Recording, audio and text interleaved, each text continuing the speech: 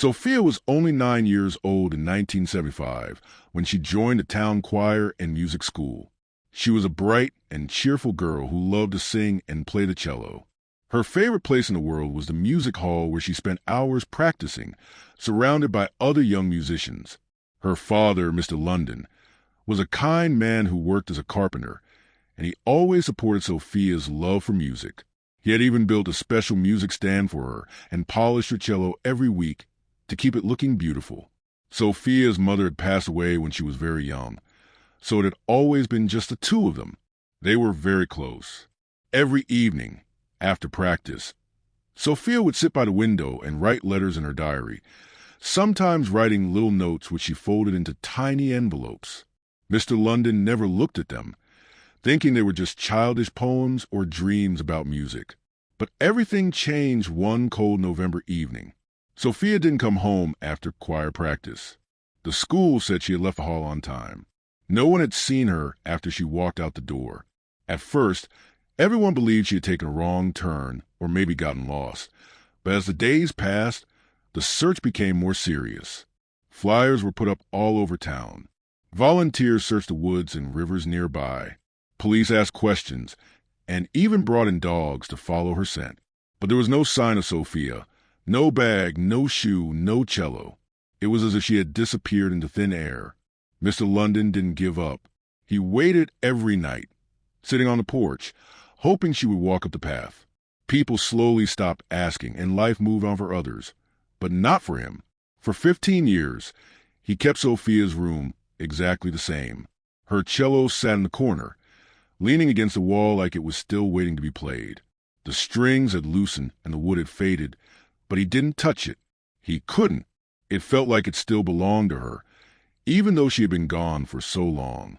One rainy afternoon in 1990, Mr. London finally decided to clean out Sofia's room. He was old now, and the pain in his chest never really went away. But he thought maybe it was time to let go of some things. He started with the books, the small pink sweaters, and finally turned to the cello. He picked it up and sat with it in his lap, remembering her small hands trying to reach the strings, her sweet voice humming along as she played. As he held the instrument, he noticed something strange. The back of the cello seemed heavier than it should have been. He tapped it gently and heard a dull sound, different from a usual hollow tone of cello. Curious, he examined it closely. There was a small line running along the back, like a seam that he had never seen before. Using his carpenter's tools, he slowly worked along the seam, careful not to damage the wood. After a few minutes, the back of the cello popped open, and what he saw inside made his hands freeze. There were letters, at least 10 of them, all carefully sealed in envelopes, each one addressed to Papa or to Sofia. Some were even written by hand in tiny writing. He pulled them out one by one, his fingers trembling. The ink was faded, but he could still read the words. His heart pounded in his chest as he read the first letter. It was from Sofia. But the date, it was dated weeks after she had vanished. How could that be? The letters told a story he never imagined. In the first one, Sofia explained that she was writing in secret. She had not been taken by a stranger or gotten lost. She had been hidden away. Someone had locked her in the basement of the very music school where she had practiced, the one she loved so much.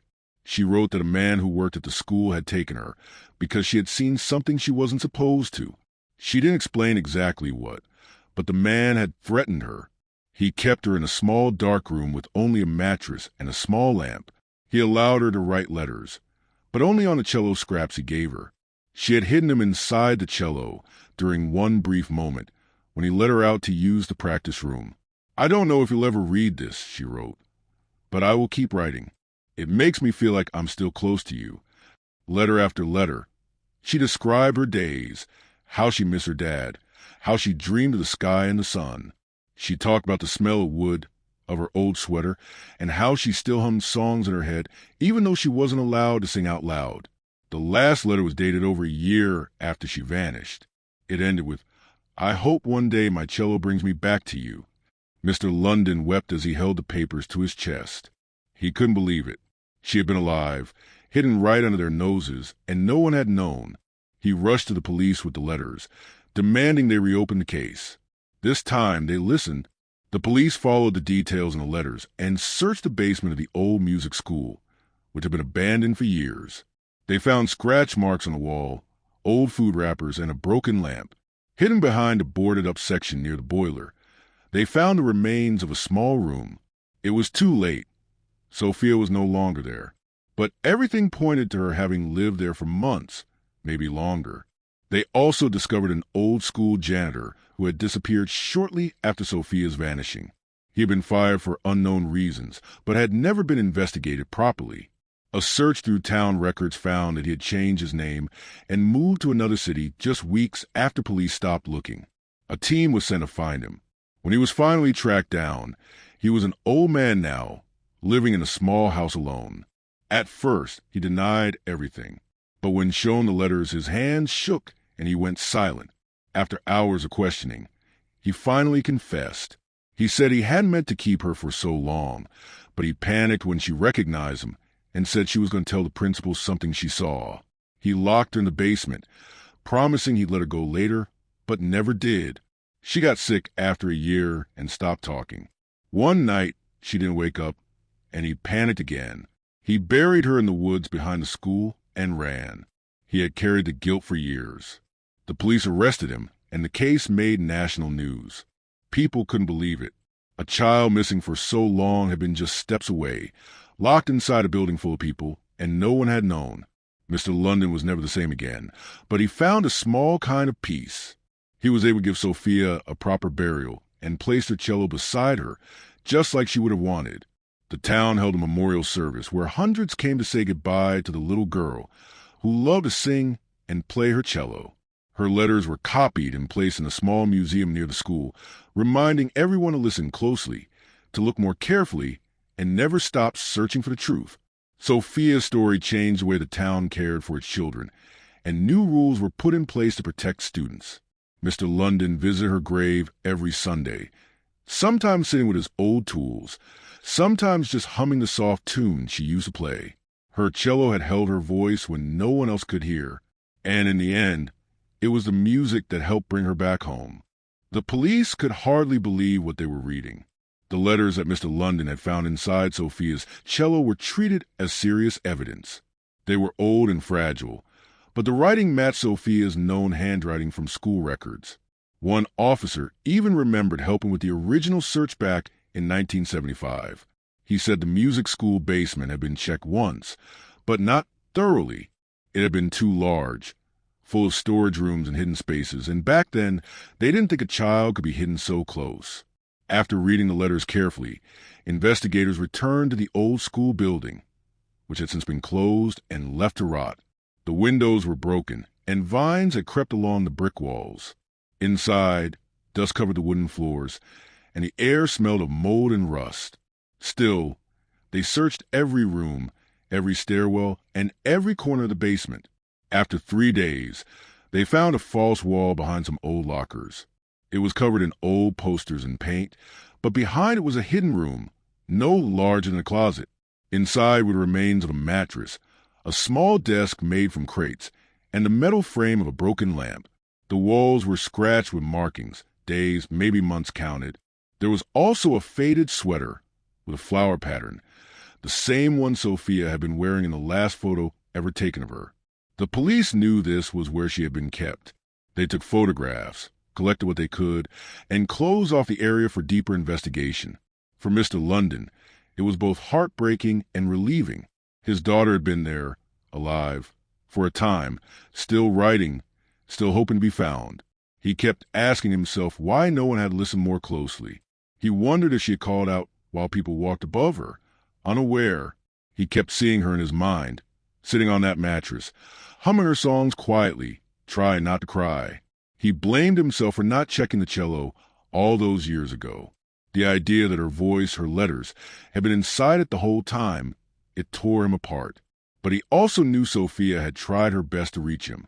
She had trusted her cello, the one thing she loved most, to carry her words. He was determined to honor that. As the investigation moved forward, police began searching for anyone who had worked at the school in 1975. That's when the name Carl Nimmer came up.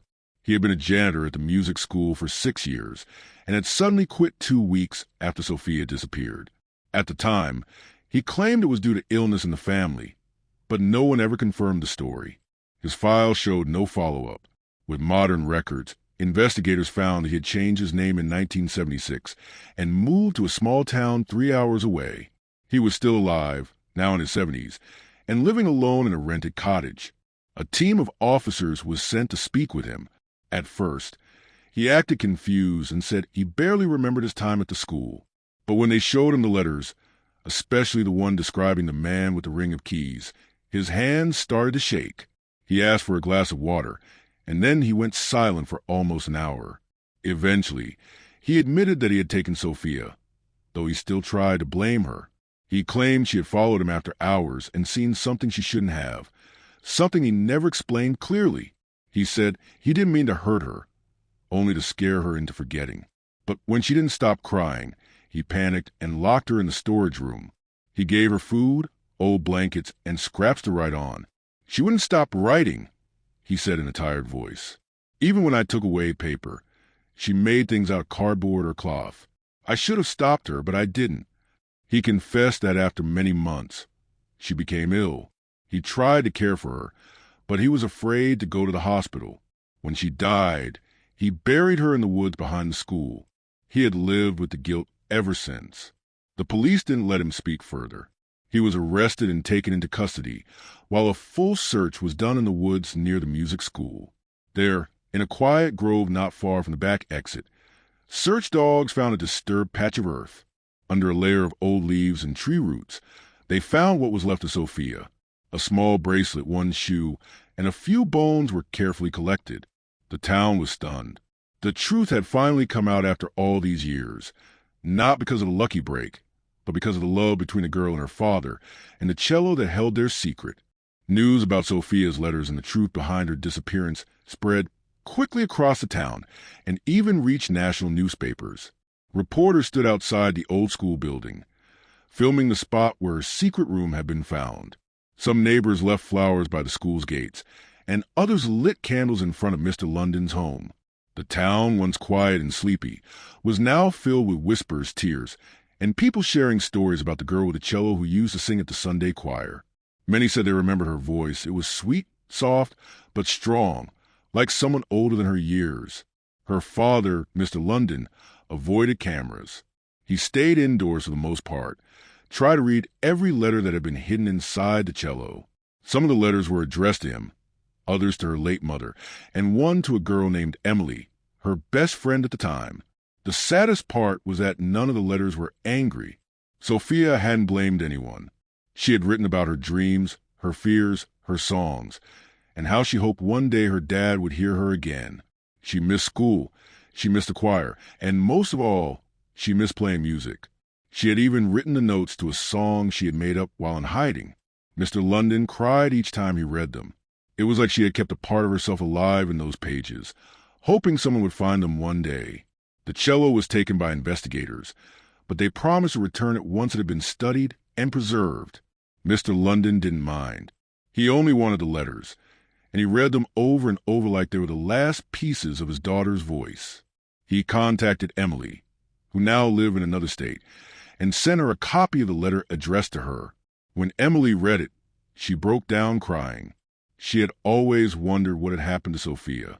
They had promised to sing a duet at the Christmas concert that year. Emily said she never forgot Sofia's face or laugh. She returned to the town a few days later and visited Mr. London. The two hugged for a long time without saying a word.